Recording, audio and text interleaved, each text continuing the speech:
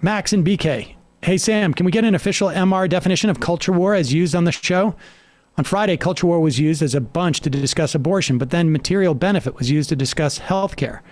I think the label of culture war is often used on the left to obscure or dismiss the material aspects of certain left-right disputes that may not universally impact people. I think for the right, it is a culture war. There is no material benefit that you can gain by preventing abortions. It's just not. I don't think that there I don't think that there's, I mean, it became an issue largely because Paul Weirich, I think it was, and the moral majority, Jones, University, what is it? Was going to have its tax-free status stripped by the Carter administration because Doug Jones, is it? Because they weren't allowing integrated campus.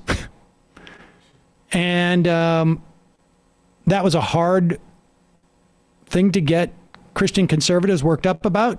And so they basically adopted abortion as a mechanism. It is a culture war in that regard. Yeah, it has material impacts, but I mean, it's also like you look back at histories, say the English Civil War in the 1600s, it doesn't become dominated by like the levelers or diggers. It's ultimately the sort of religious parts of that struggle that become emphasized. I mean, that's how I kind of look at it. Like, these are all sort of downstream of that. And when you come from just like political economy questions to these sorts of should we believe in the Trinity or something like that, then they're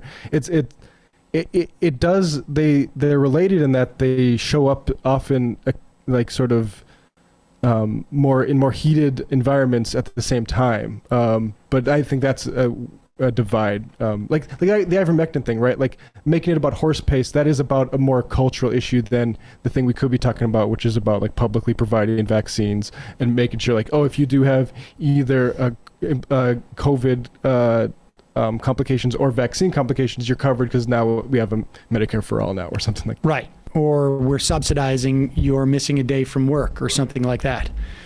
I mean, it's a material benefit issue for women,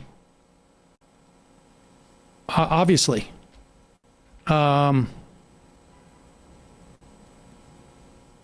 It's also a culture war issue, insofar as it's a material benefit for women that their health care cover,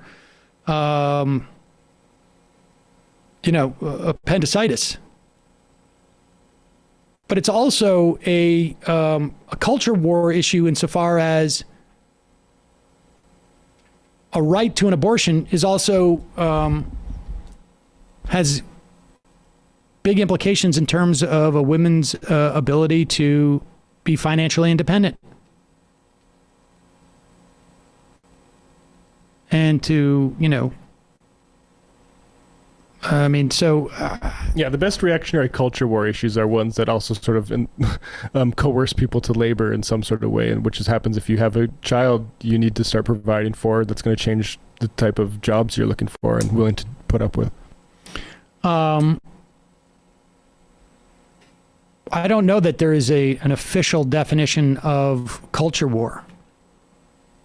I mean, in many respects, if you want to get more specific, what we're talking about very often is a war between religious values, as perverse as they may be in some instances, or perverted. I mean, that's why culture is a better word, because,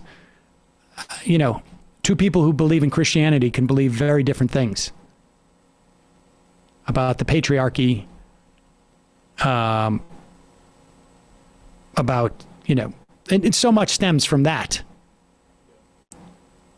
So culture and things can be added that really don't make any sort of theological sense. Guns don't necessarily make any theological sense. Deficit, hawkery at one time was, I mean, not long ago, like 6 years ago, it was basically like guns, God, and no deficits.